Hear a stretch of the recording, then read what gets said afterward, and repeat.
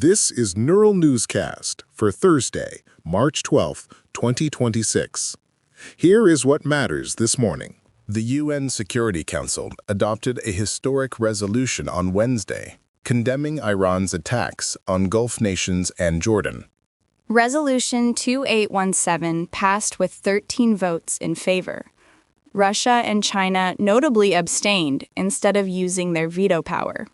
It is believed to be the largest co-sponsored resolution in Council history. 135 member states joined the Gulf Cooperation Council in support. The text demands an immediate halt to hostilities and deplores the targeting of energy infrastructure and ports across the region. Iran's ambassador, Amir Saad Iravani, expressed profound regret. He called the resolution a misuse of the Council's mandate and a stain on its record. Iravani cited over 1,300 civilian deaths since the conflict began on February 28th. He specifically mentioned a massacre in Manab. Russia's ambassador, Vasily Nebenzia, explained their abstention by calling the resolution unbalanced, though he agreed that strikes on civilian infrastructure are unacceptable.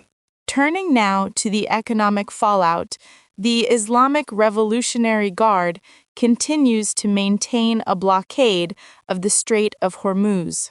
This disclosure affects 1/5 of the global oil trade and has already caused a steep increase in gas prices for consumers worldwide. On Wednesday, 3 more ships were hit in the region, including a Japanese container vessel and the Thai bulk carrier Myari Mari. U.S. intelligence now identifies direct drone and missile strikes as a greater threat to tankers than the traditional risk of sea mines. United States Central Command recently carried out strikes against 16 mine-laying vessels to mitigate some of these maritime hazards.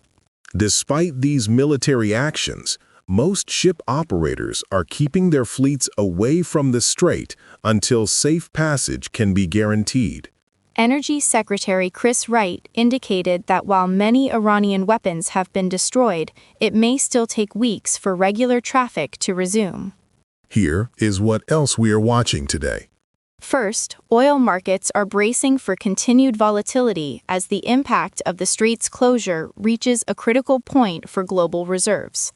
Next, we are tracking a possible secondary UN vote on a Russian proposal that calls for a general ceasefire by all parties involved. Finally, the Pentagon is expected to release further video evidence of Tuesday's strikes against Iranian naval assets near the strait. I am Noah Feldman. And I am Evelyn Hartwell. This has been Neural Newscast. Thank you for listening. Neural Newscast is AI-assisted, human-reviewed. View our AI transparency policy at neuralnewscast.com.